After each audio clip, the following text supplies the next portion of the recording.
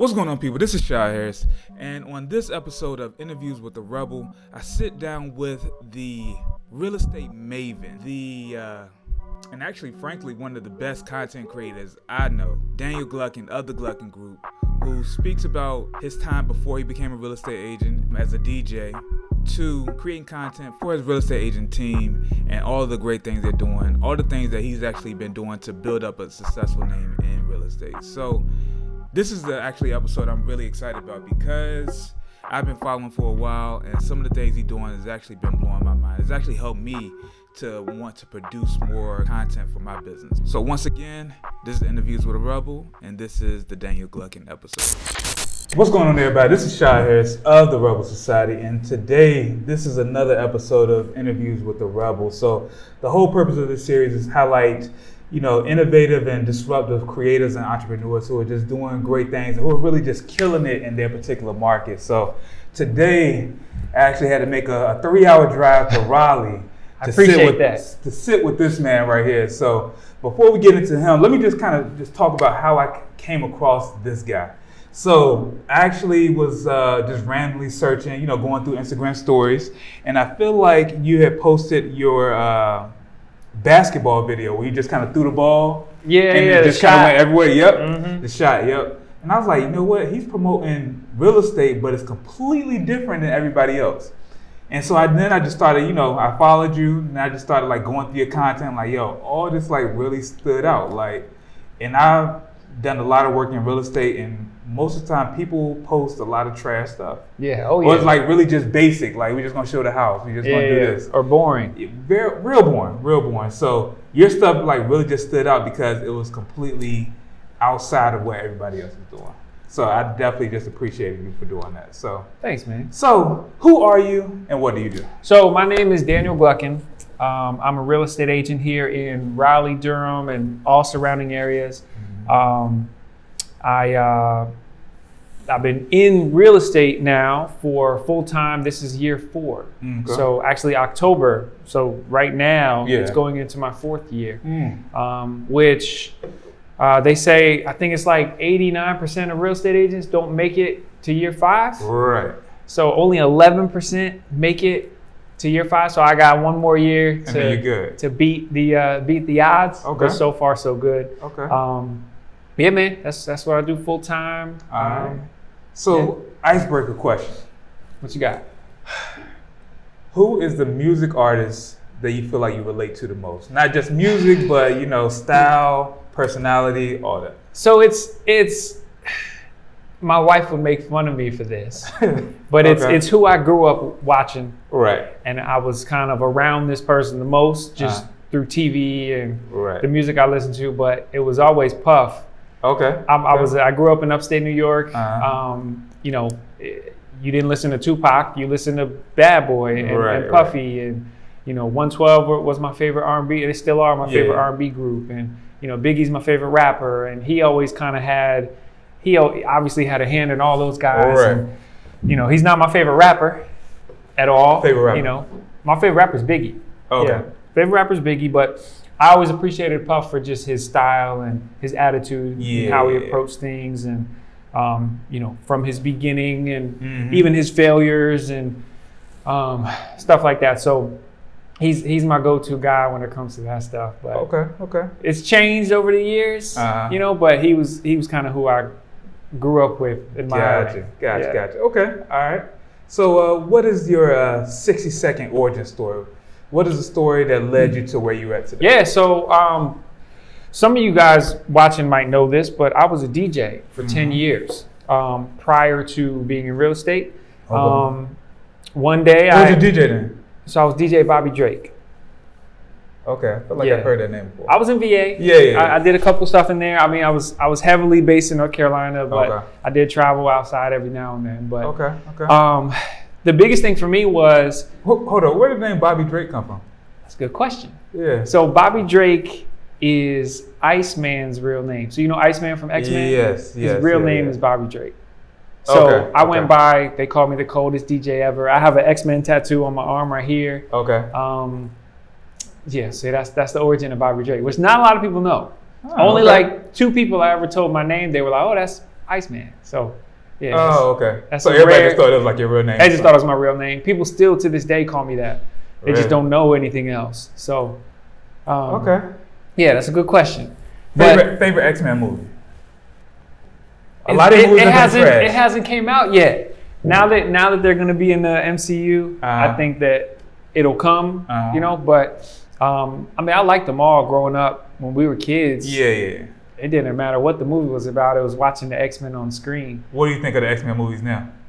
I feel like all of them. So I just watched the last one, the Phoenix one, and it was really bad. Yeah, it was trash. Was it better than the original Phoenix when it came out like 10? Nah, that was crazy to me. But we never, we couldn't base those movies on anything else. Like when those movies were out, we didn't see any of these Marvel movies or any of these the Dark Knight Rises or these like momentous movies. Yeah. So it was just all the Spider-Man movies back in the day with Tobey Maguire or whatever. Yeah. Those were great. You look at them now and they were like, eh. But as we were watching them back then, I enjoyed all. Spider-Man 3 was pretty trash. I kind of realized that back in the moment. I realized that was trash. But to me, it was still Spider-Man in the movies. It's all I needed. True. Okay. So to finish answering the question, the reason why I stopped DJing and I got into real estate. 2 reasons, really. Number one, I didn't want to be a 45-year-old DJ. Okay.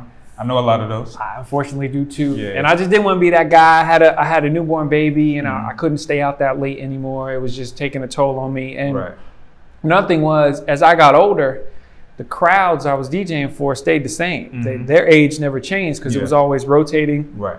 But it was always 21 to 25, 26. And the music that they wanted to hear was no longer what I was listening to. Right. So I was kind of playing a lot of bull stuff, and it wasn't fun anymore. You could have DJ'd the grown and sexy parties. I was doing those, and those were what kept me in. Right. Doing the older parties, but on a weekly basis to pay the bills, you're DJing 3 times a week. They all can't be grown folks, So I just kind of lost the passion, and I wanted to do something that was more, had a little bit more longevity. Okay. And that's when I got into real estate. And I also wanted to help people in a more significant way. Right. Like I was helping them have a fun night, but that was it. Like it wasn't really, didn't really do anything for me. Okay. So I thought to and a lot of my peers were getting older, they were getting married, they were having kids, and it was kind of like the next stage in their life was to start buying houses and things. So I was like, well, if I can help them buy a house,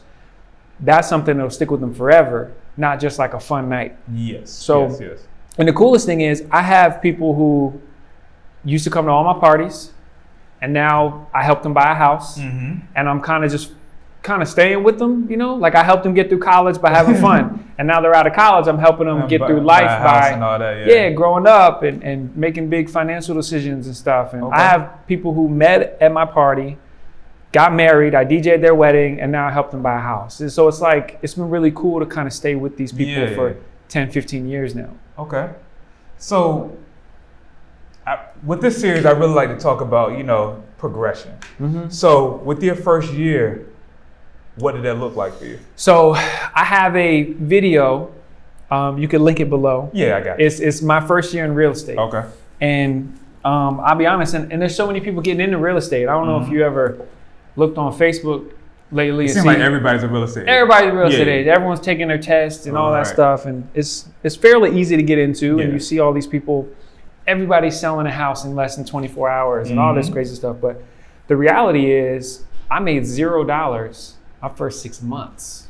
6 months, $0. And that was full time. I wasn't dipping in DJing. Like I retired and then started real estate and made $0. So I had some savings and that savings was just dwindling down. It took a lot of faith. I told myself I had a certain amount of money saved up. And I told myself I was gonna go until it's $0 in that account. And I just had this vision that the day it's $0, that's the day I'm gonna make some money. Like that'll be the first day I get paid. That's exactly what happened. I had a certain amount of money, and just as the months go, you have a baby, you got a wife, you got bills.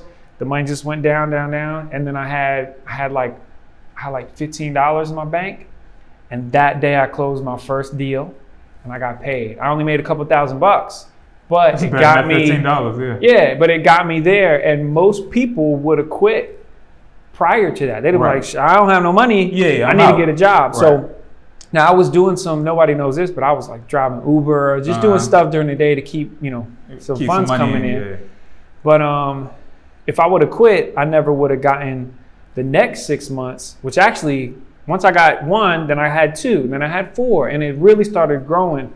But it took me not giving up, in the initial tough period to keep going. And then year 2, I doubled what I did in year 1. And then year 3, I tripled what I did in year 2. So, it's been progressing, but it takes, kind of running to fear and not letting fear take over you, I guess. Okay. So a lot of people talk about, how you go from, 0 to 1.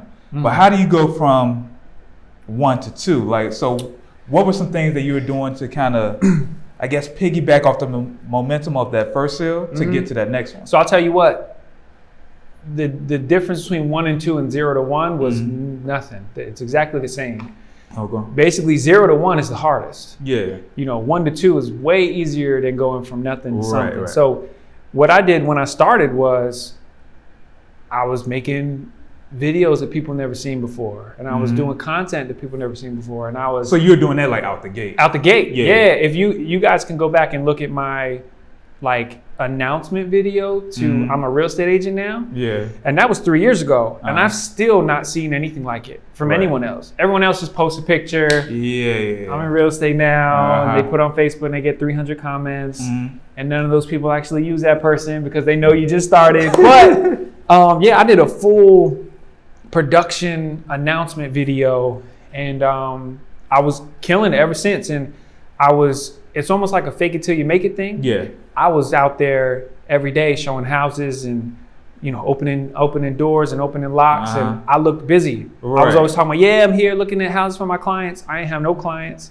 It was just me, touring houses by myself, making it look like they're running late. My clients are running late.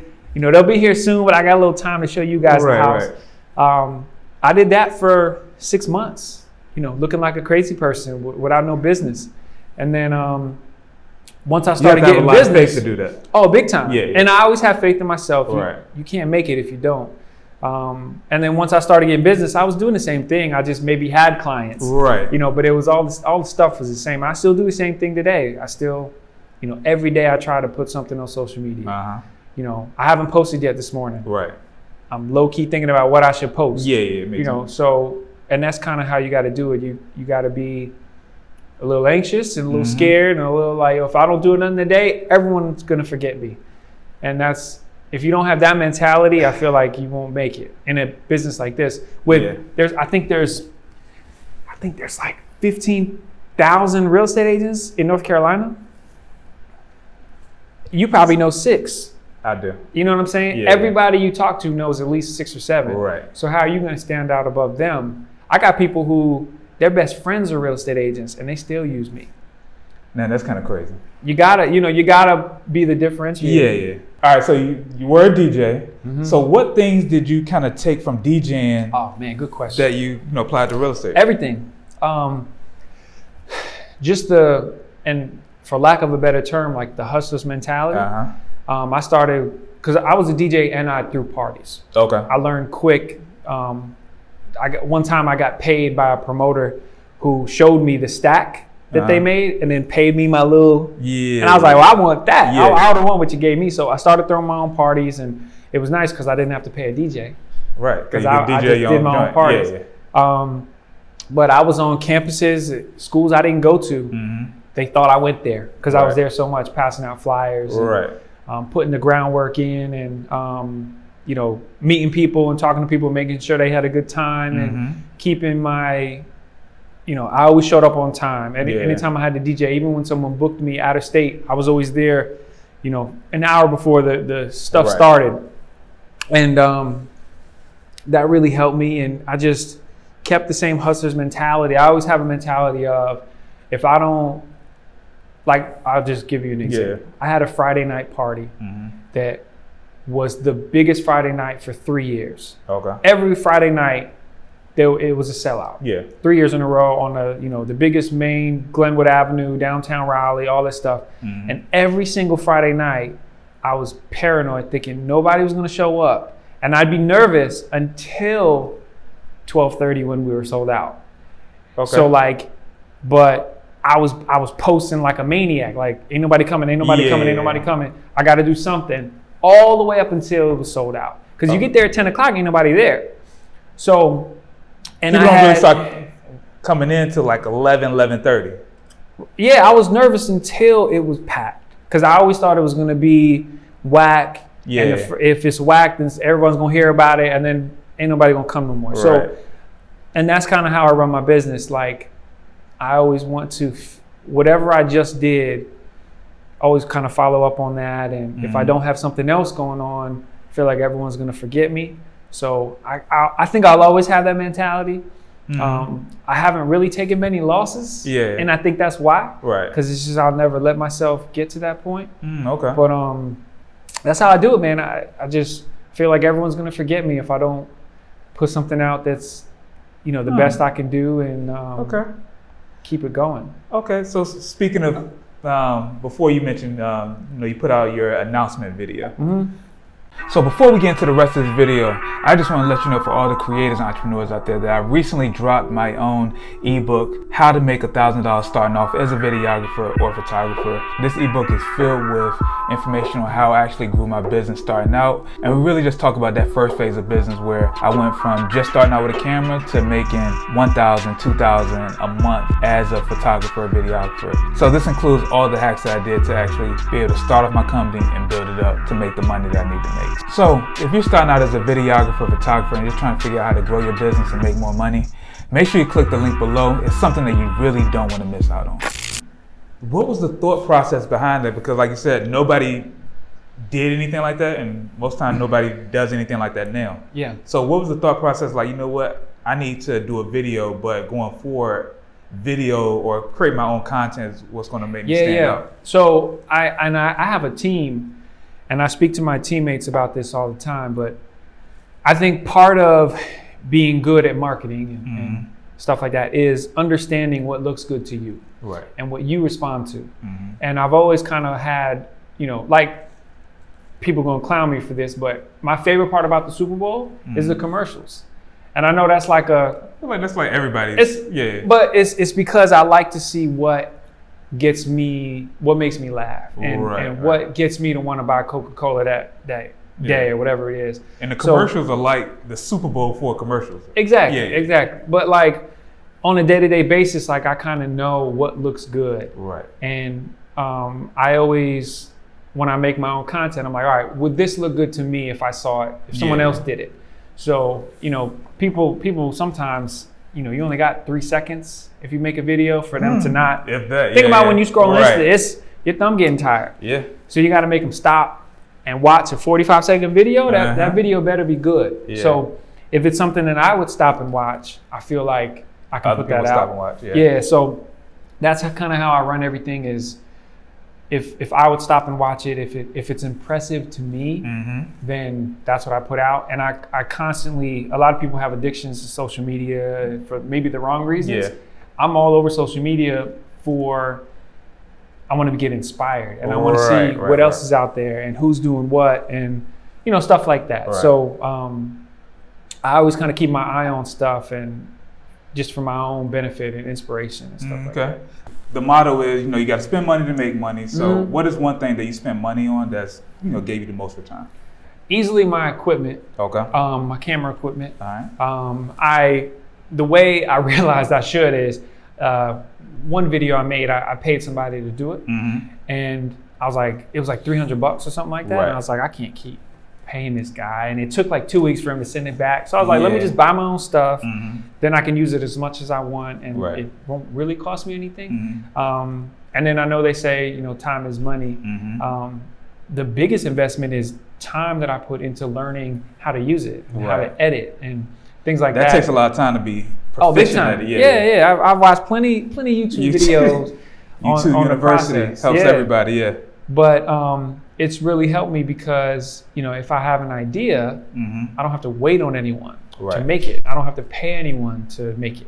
I can just make it. Doesn't cost me anything. Just a little bit of time and put it out there. The biggest thing, I tell my team this too, if you have an idea, you have to let it out. Like you have to make it and go on to the next one. If you think keep it moving. Yeah, if you have an idea for too long, it'll just die. Like there's so many ideas that never make it anywhere because no one does anything with them. So like I have a running list on my phone of video ideas, and if I'm not chopping them off and getting them done, they just waste away, and you know, I delete them. I was like, it took too long, I ain't making this no more. Gotcha.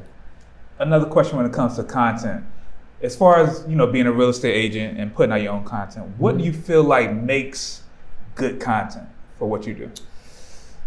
It's got to look good. True. That's my number one rule. Yeah. It's got to be high quality.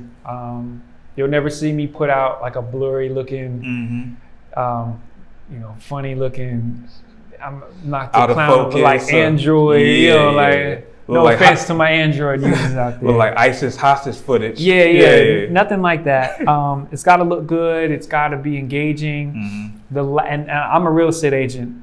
The last thing people want to watch is real estate related stuff. Sometimes, you know, you know, the last thing people want to watch is me in front of a whiteboard talking about the market and numbers and people do that? Facts and figures all the time. Real estate agents do it all the time. They do it all the time. They think that's what people want to see is stuff like that. So I honestly try to make, even my real estate videos, the last thing about them is real estate. And it's just something fun to watch. And it just happens to be me, you know, at the end talking about something real estate related, just so there's a reminder. But even on Instagram, like I'll make a, you know, stupid video, but that's the type of stuff people want to see. And even if I don't mention real estate, my name is still Daniel G, the realtor. They still know what it is.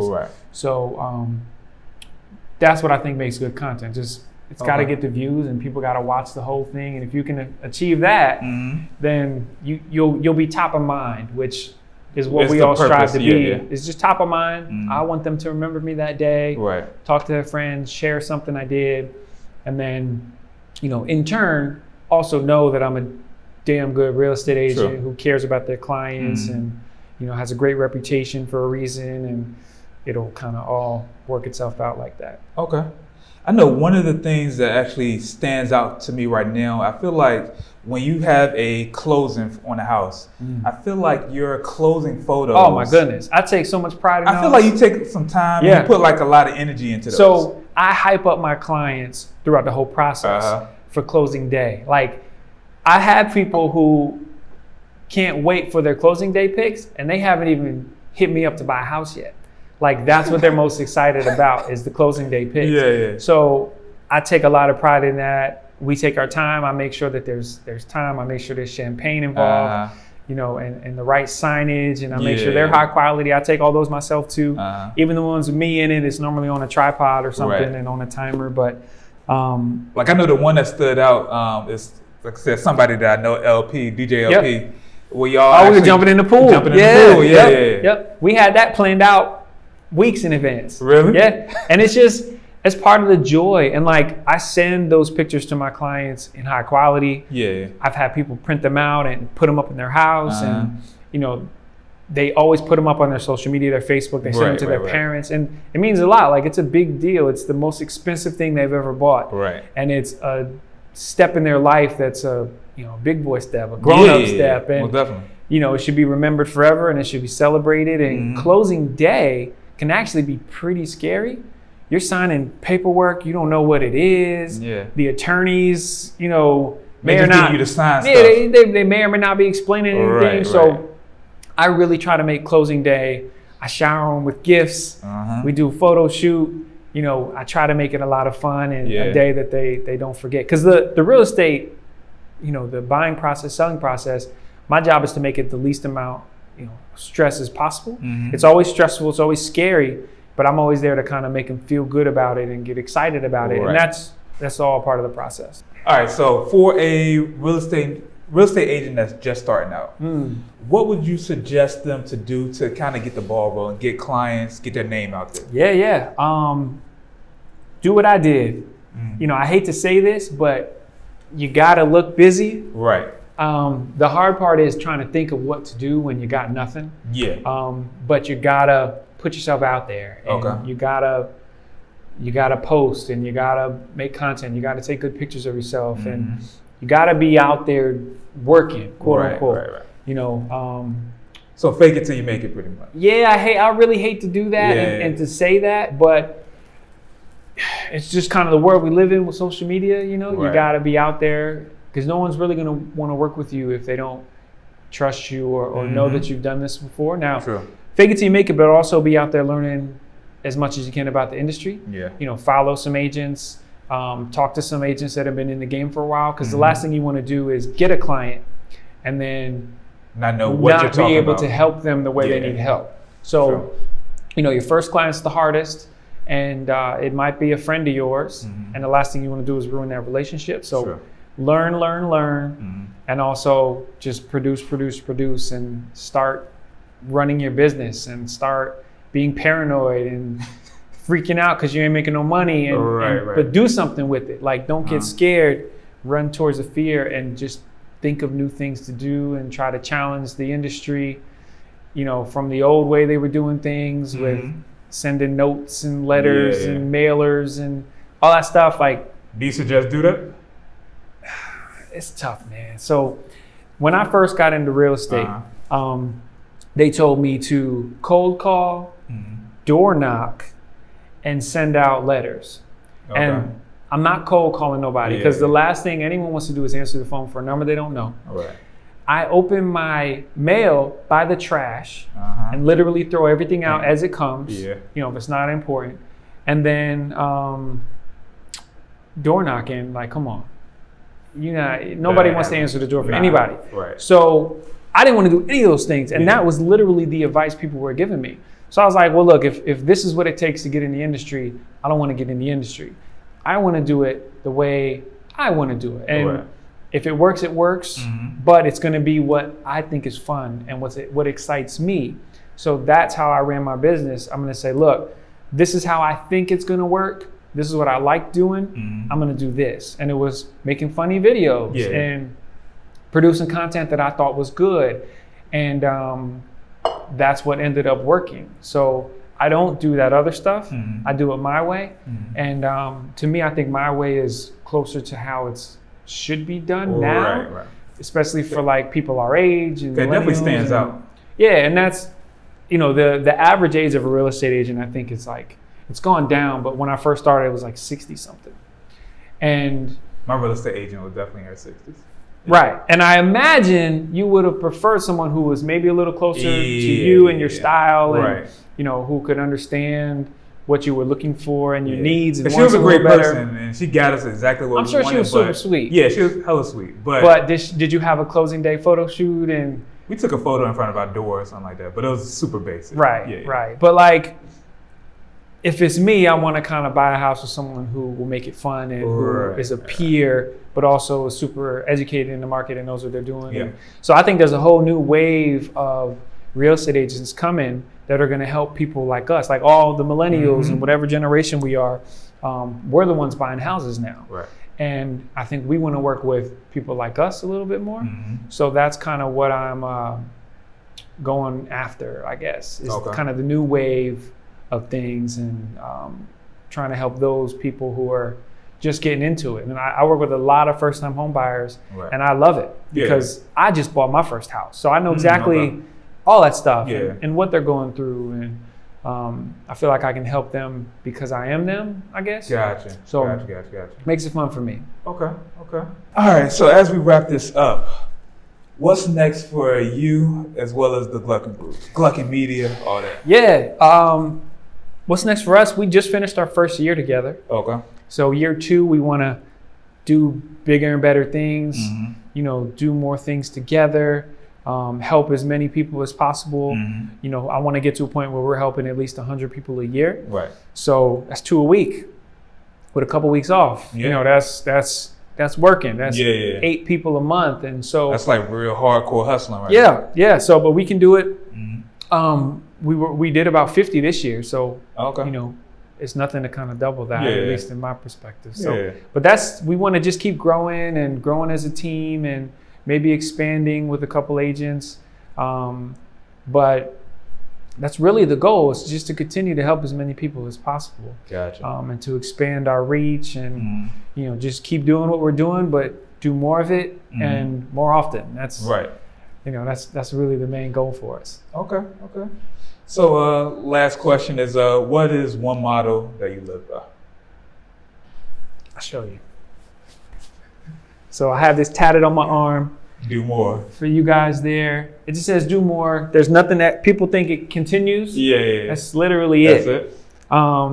And that's the motto I live by in kind of all aspects. Okay. When it's real estate related, it's just to go the extra mile for your clients and to, you know, there's always things that you can check, but you don't necessarily have to check when it comes to them buying a house and going the extra mile. And I always check. I always go that extra mile. I always confirm the thing that I might not have to confirm, but I know I should. And, you know, I always ask for that extra little bit of money just to see if they say yes. Yeah. And so just going above and beyond in kind of all things. And it goes to my personal life too with, you know, instead of maybe staying in and watching a movie, let's go out and experience something new. Yeah. And, so keeping this on my arm at all times, it just reminds me to get up. Always go out. Do a little bit more. Yeah, do a little bit more. And that's definitely what I live by. Okay. So, all right. So once again, I definitely appreciate you, doing this. You know, like I said, I had to drive 3 hours to get here, but it was definitely well worth the drive. I appreciate it. I appreciate it. No problem. So what is, for people that want to get to know you more, what is the one social media platform that you would kind of tell people? Oh, you guys go to my Instagram. I'm on Facebook, I'm on YouTube, but everything kind of starts in Instagram and goes out. My Instagram is Daniel G the Realtor. You guys can go to the GluckinGroup.com. My YouTube is youtube.com/Daniel Gluckin to see some of those videos I talked about. I definitely got to check out those videos. They're dope. And you can link them below. Yeah, if you remembers. But it's my first year in real estate is one of them, a good one to watch, and then my announcement video, which is on my page, and it's like it should have been 4 years ago, but it's the first video I did that's real estate related, in my introduction to, hey everybody, I'm a real estate agent, and I still haven't seen anybody do a better one than that. So I challenge my new agents to beat that video and send it to me so I can get angry and make something else. But we all got to inspire each other, guys. That is true. So once again, I definitely appreciate this. And this is Shai Harris of the Rebel Society. And good day, good evening, good night, and we're out.